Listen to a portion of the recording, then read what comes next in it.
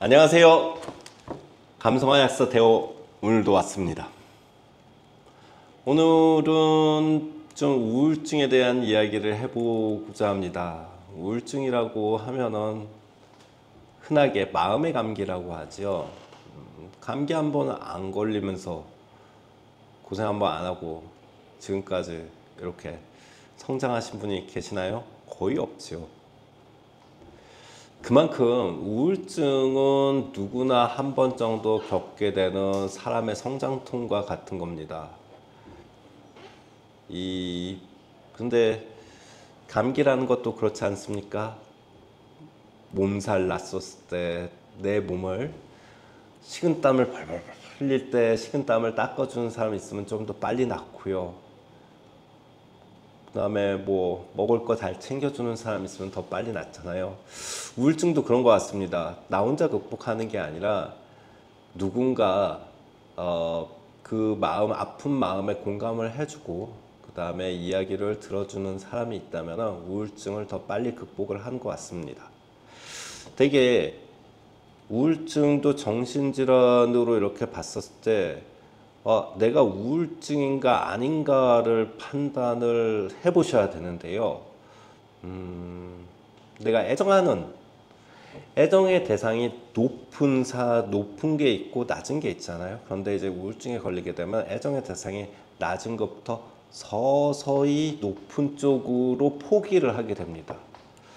평상시에 좋아하던 취미가 싫어지기도 하고요. 만나던 친구들이 싫어지기도 하고요. 어떻게 보면 귀찮아진다는 표현이 맞는 것일 수도 있죠. 귀찮아지기도 하고요.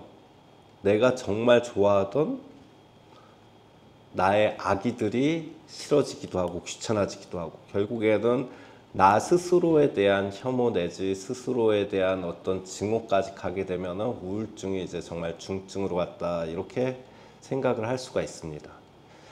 18년 동안 정말 많은 분들을 만나면서 상담을 하면서 그런데 제가 느낀 것이 있어요.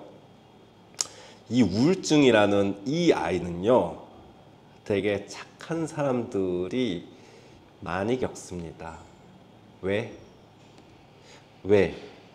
왜라는 부분에 대해서 제가 이제 곰곰이 생각을 해봤을 때 그렇더라고요.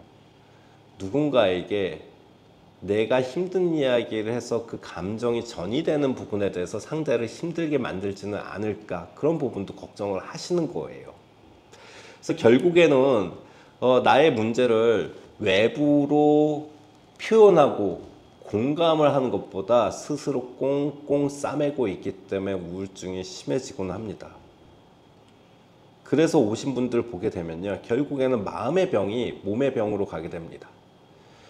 그래서 내가 스스로 이제 우울증을 인식을 하고 극복을 해야 되겠다. 그런데 이제 그 상황에서 몸까지 바닥인 그런 상황이 된다 그러면 우울증을 극복을 하려는 마음, 그 마음이 있더라도 극복할 수 있는 뿌리, 체력, 그 부분들이 받쳐주지 못하는 거죠. 그래서 되게 우울증이라는 부분들은 초반, 중반 되게 상담에 대한 부분들이 어떻게 보면 약보다 더 중요하고요.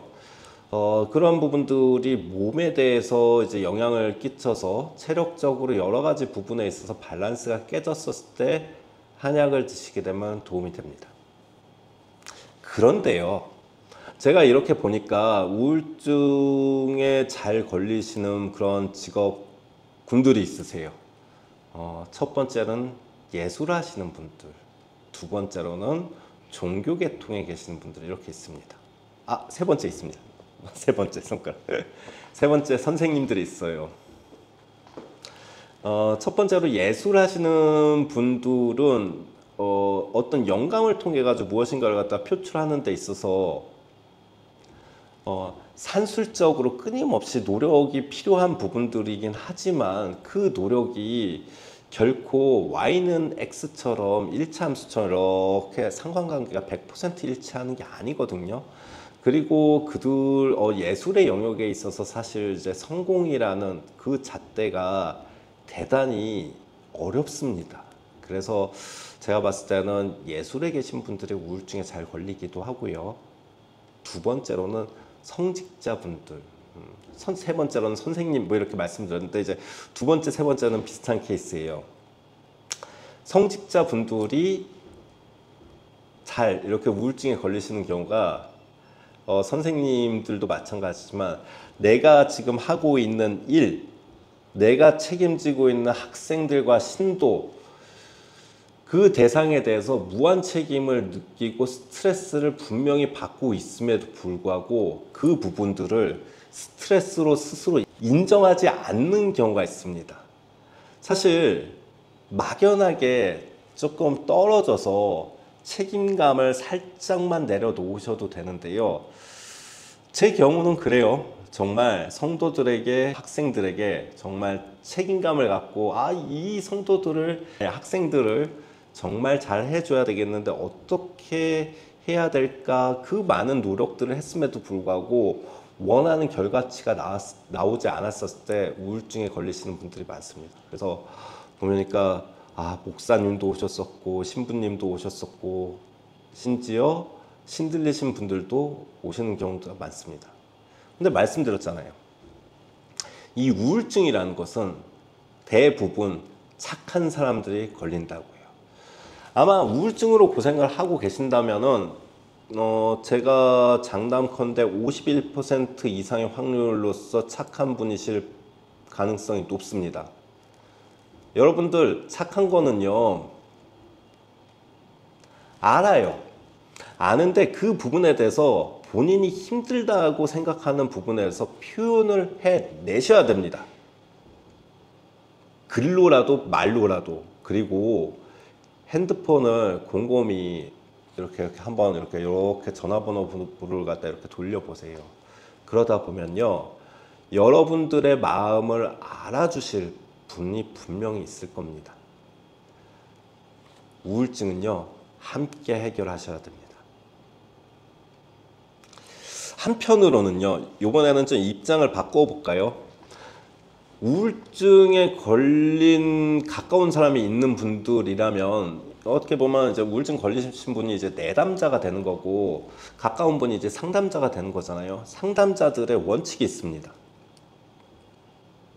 상담을 해주실 때는요, 반드시 시간을 정해주시고 횟수를 정해주시고 그 다음에 컨택하지 않는 본인 스스로도 좀 이렇게 다독여줄 시간을 갖다가 확보를 해주시는 게 좋습니다. 왜냐하면요, 우울증에 걸려서 누군가 나의 이야기를 진지하게 정말 공감해주면서 들어준다 그러면 우울증 걸리신, 특히 심하게 걸리신 분들의 경우는 끊임없이 연락을 하게 됩니다.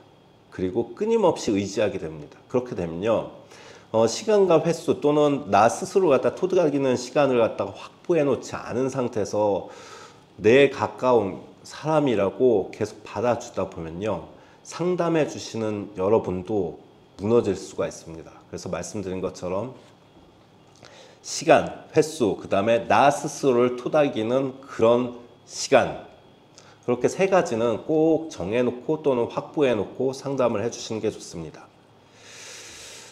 말씀드렸지만 정신적인 부분과 육체적인 부분들이 어떤 게 먼저일까요? 정신적인 부분들이 결국에는 육체적인 부분들로 영향을 주기 때문에 우울증에 걸려서